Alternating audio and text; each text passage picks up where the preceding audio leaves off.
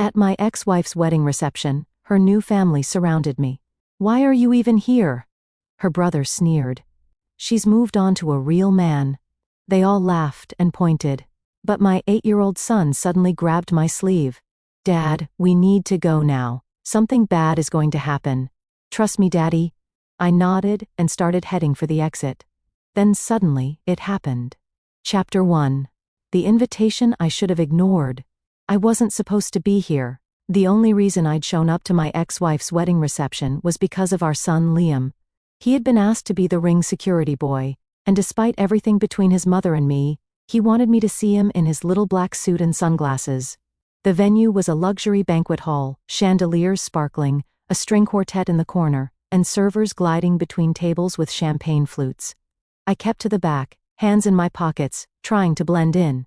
That's when they came. Her new family, the groom's brother, cousins, even the father, all circling like vultures. "Why are you even here?"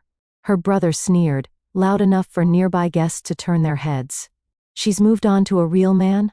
another cousin added, smirking. Then came the laughter, mocking, sharp, designed to cut deep. I stayed silent.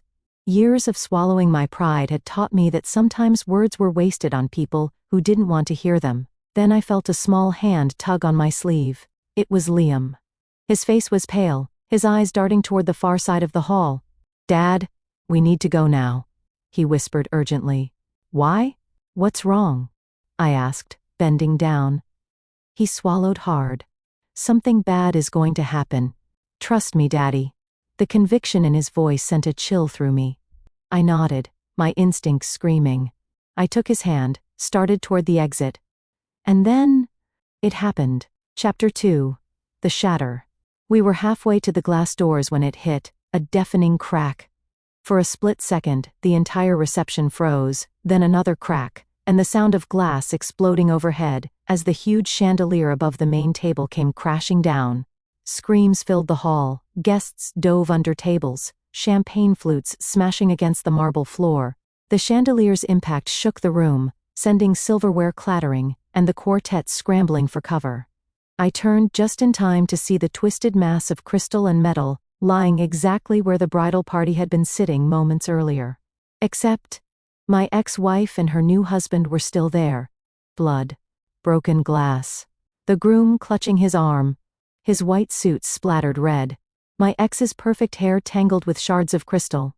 Security rushed in, followed by a few men in dark suits who clearly weren't part of the catering staff.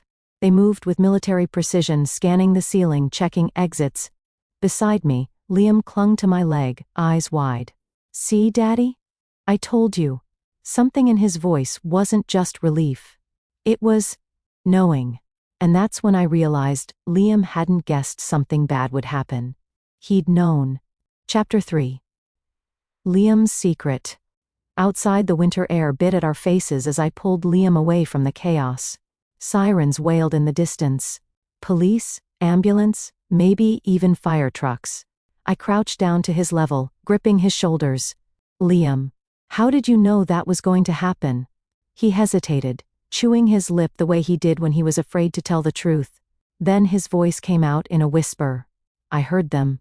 Last night. Mom, her new husband, and some man I didn't know. They were in the kitchen. I was supposed to be asleep, but I got thirsty so I went to get water. They were talking about how it would be poetic if you got hurt at the wedding." My heart froze. "Me? What do you mean?" Liam's eyes watered. "They said they paid someone to make the lights fall during the toast. But they didn't know where you'd be sitting. And Mom's husband said, 'Doesn't matter. If he's not there, maybe someone else will take the fall.'" I felt the blood drained from my face. They hadn't just been mocking me earlier. They'd been making sure I was in place. A slow, cold anger settled in my chest.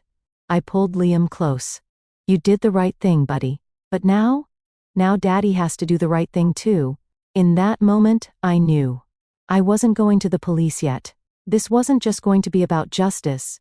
It was going to be about ending them. Chapter 4. Quiet moves. I dropped Liam off at my sister Claire's house before heading back toward the reception. Not to walk in, but to watch from a distance. Paramedics were loading my ex-wife onto a stretcher. She was wailing, not from injury, but from rage. Her new husband barked into his phone, pacing like a caged animal. The man in the dark suit from earlier stood beside them, scanning the crowd with the weariness of someone who had something to hide. I didn't need to get closer. I had enough to start.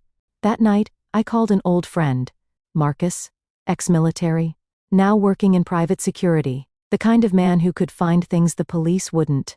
Or couldn't. Need a quiet job? I asked. Depends. He replied. Is it legal? Not even a little. A pause, then a low chuckle. Send me the names. While Marcus began digging, I played the long game. I stayed silent, didn't post on social media, didn't talk to mutual friends. I let them think I was either too scared or too humiliated to act. Meanwhile, Marcus uncovered everything. The groom's gambling debts, my ex-wife's offshore account in the Cayman Islands, the contractor they'd hired for the chandelier job, a washed-up stunt rigger with a rap sheet longer than my arm, and the most interesting piece, they'd used the groom's company funds to pay him. That last one was gold, because the groom's company wasn't just some small firm, it was a government contractor, the kind that couldn't afford even a whiff of scandal. Chapter 5. Setting the Trap. The key to revenge is patience, and the element of surprise. Marcus's intel was a goldmine, but I didn't want to just hand it to the police. I wanted them to destroy each other.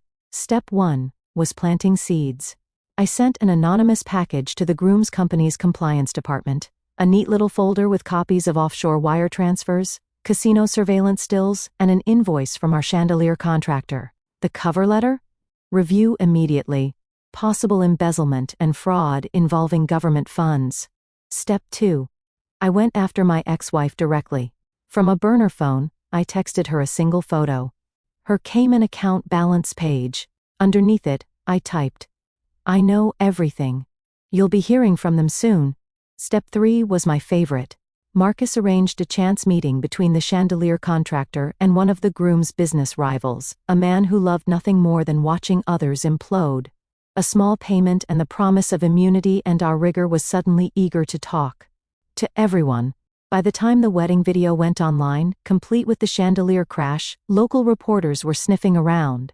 The contractor sang like a bird to cover his own skin, and his first line to the press was, "They paid me to make sure someone got hurt."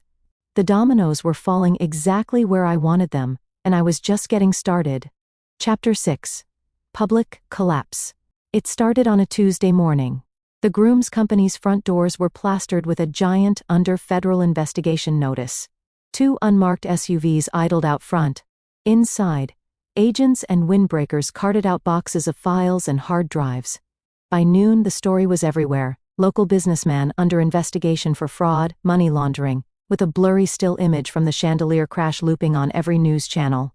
My ex-wife's face was in it, screaming, caught mid-fall, eyes wide with fear. She called me, blocked number, but I knew it was her from the tremble in her voice. You did this. You think you're clever, but you've ruined everything.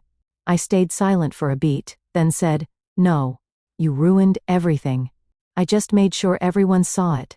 Her new husband was arrested a week later. She wasn't charged at first, but when investigators traced her Cayman account and found the missing funds, the cuffs went on. Meanwhile, I filed for full custody of Liam. With both of them facing felony charges, the court didn't just grant it. The judge said I was the only stable guardian in this child's life. The last time I saw her was in court, shackled, makeup gone, eyes hollow. She mouthed something at me. Maybe please, maybe sorry. I didn't respond, because in that moment I realized the real revenge wasn't the investigation, the headlines, or even the arrests. It was walking out of that courtroom hand in hand with my son, knowing she would never hurt us again. Epilogue. The lesson. Months later, life felt normal again. No whispered insults from her family. No pretending for appearances. Just me and Liam, rebuilding. We moved to a quieter neighborhood. I got him into a better school, one with a music program he loved. He started playing the guitar every evening on the porch, the same way I used to play for him when he was little. The case stayed in the news for a while. Her ex-husband took a plea deal, and she got 3 years for fraud and conspiracy. The night the verdict aired, I didn't feel the rush I thought I would. It wasn't victory, it was closure. One afternoon Liam asked, Dad, was it worth it? Doing all that? I looked at him and said, Son, sometimes revenge isn't about getting even. It's about making sure they can't hurt you or anyone else ever again. He nodded, strumming a soft chord. And for the first time in years, the air around us felt light. In the end, I didn't just win. I got my life back. I got my son back. And that was the sweetest revenge of all. Was this revenge perfectly justified? Tell us what you think about this story in the comments below. Like the story. If you think this story is justified, share it with someone who needs this energy, and subscribe to Lauren's story for more jaw-dropping tales of betrayal and justice. Because here, every lie has its reckoning, and every betrayal finds its shadow. Stay sharp, stay strong, and stay tuned.